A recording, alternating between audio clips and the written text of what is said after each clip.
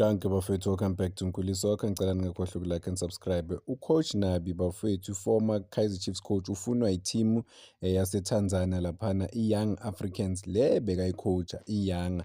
And namhlanje i-Yanga yakhona ixoshe ucoach lo-ke wacoacha-ke la e-South Africa, siyamazi bafowethu, bavele bamxosha umfana omncane because he was the youngest coach in Africa if I'm not mistaken. But guess what? Kuleya team le abaqeda ukusayina uPatrick Mabedi. uPatrick Mabedi waye-assistant coach eKaizer Chiefs bafowethu. So if basayina ucoach Nabi, ucoach Nabi agrees let's say ama-terms and conditions, i-deal, izinto ezinjalo, uyabuyela laphana ku-Young, uzo-coach, uzo-assistwa i-former Kaizer Chiefs legend or i-former Kaizer Chiefs assistant coach uPatrick Mabedi. And manje in recent weeks, days, ne-Kaizer Chiefs beyifuna ukumbuyisa laphana uPatrick Mabedi, washo ukuthi-ke i-Yanga le yalaphana eTanzania ekuthe fast ukuthi imthole lo coach lo. But-ke kuzodecide ucoach Nabi ukuthi uyafuna ukubuyela kule team le yamenza waba successful. So i-success kacoach Nabi yonke bafowethu ibuya laphana eTanzania. So ngaphandle kwebhola laseTanzania, coach Nabi possibly ngabazange eze nala eSouth Africa zocoach iKaizer Chiefs. Into eyenzeka-ke laphana eTanzania bafowethu unayo. So wafika laphana ebholeni laseTanzania esayina nayo le Yanga le enganawo ucoach manje, wawina ama-league kawu-2 kulandelana bafowethu, and then wawina nama-cup competitions wakhona awu-2 and enye i-success yakhe iku-CAF Confederations Cup laphana.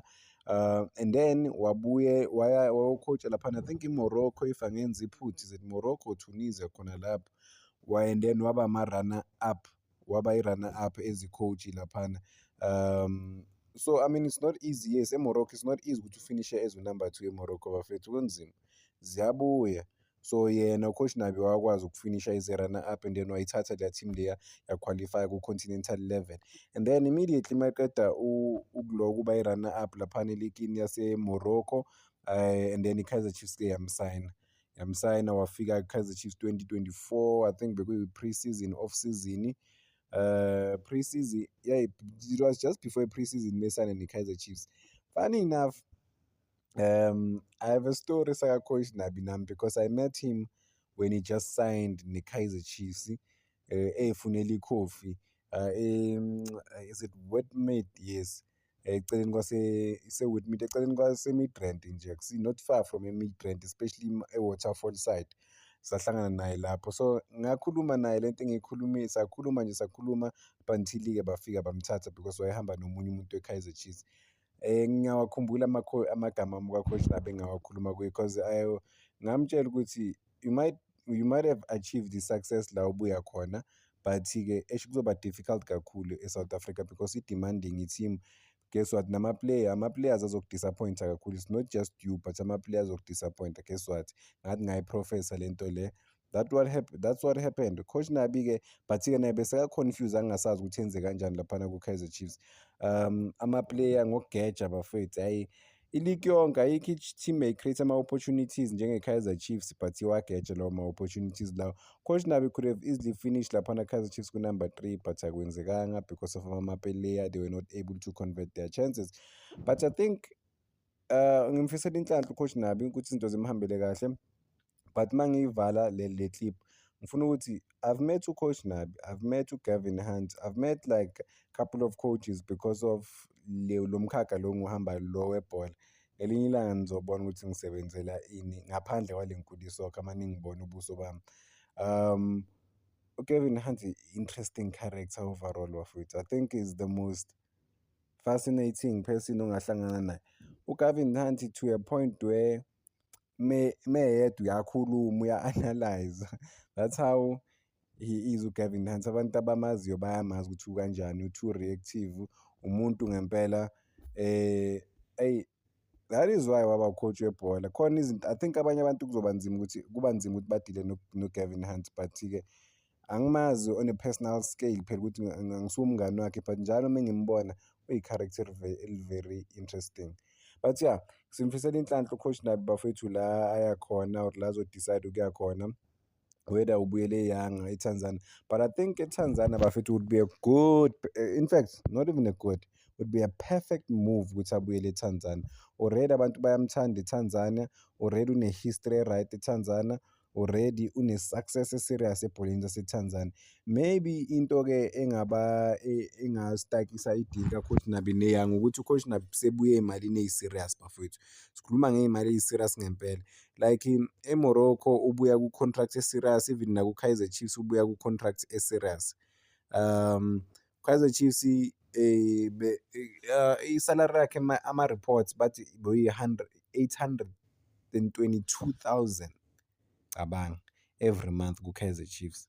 And manje njengoba bamnika i-settlement ukuthi bakhansele i-contract, bengeke ayikhansele u-Coach Nabi without i-settlement, meaning ukuthi i-Kaizer Chiefs iluze ama-millions ngokukhansela i-contract ka-Coach Nabi. So asazi ukuthi ku-Young abazokwazi ukumatcha lento u-Coach Nabi seyiyo, because akasafani nalo-Coach Nabi lo waba-coach-a a couple of years back. Sene-experience kangcono, seyadura. But-ke I think it's not even about imali at the end of the day, maybe for umuntu ofana no-Coach Nabi, but asimazi on a personal level. Ithi ngingasho ukuthi it's not even about imali, but-ke unayo yonke imali at the moment. I don't think meyithanda i-team ne-environment i-right and everything i-right, I think he can go back to Young.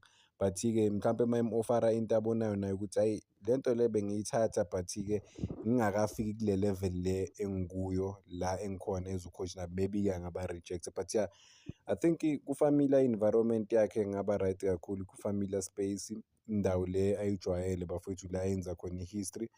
I mean, yeah, ukhojile. Funny enough, uCoach Nabi akanaso isikhathi eside bafethu ecoach laphana. Una-just over 10 years ecoach, and esocoach ama-team awu-8 nje kuphela. North Africa, and then he went down to East, and then he went down again to South. So yeah, simfisela inhlanhla overall. South Africa, I don't think naye akakholwa la khona ukuthi go-coach i-Kaizer Chiefs, and I'm sure akakholwa i-pressure yoku-coach i-Kaizer Chiefs, because abantu bayafika bacabanga ukuthi ngibuye eMorocco so kuzoba lula, kwasha kwagcina guess what, South Africa ziyakhala. Futhi mawulokhu njani mawucoacha i-Kaizer Chiefs zikhala more, and ufika ku-Kaizer Chiefs uthola ukuthi ayenzi kahle. You are expected ukuthi uchange izinto laphana ethimini. So it was not gonna be easy for Coach Nabi. Isikhathi sakhe ku-Kaizer Chiefs besingeke sibe easy. I think i-pressure at the end of the day ku-Kaizer Chiefs, asikho isikhathi sokuthi uya-rebuild wenzani. No, abantu bafuna ama-results manje immediately, otherwise ama-fans ayakujikela. But you will always be remembered kuma-history books we-Kaizer Chiefs ukuthi wafika bana-10 years or almost 10 years bangawini amakhaphu. Wafika laphana u-Coach Nabi wayiqeda yonke leyo nto leyo bafowethu, wabalethela i-Nedbank Cup. Danko bafowethu, ngicela ningakhohlwa uku-like and subscribe, is making sure ukuthi le page ifika ku-15,000 subscribers. Danko.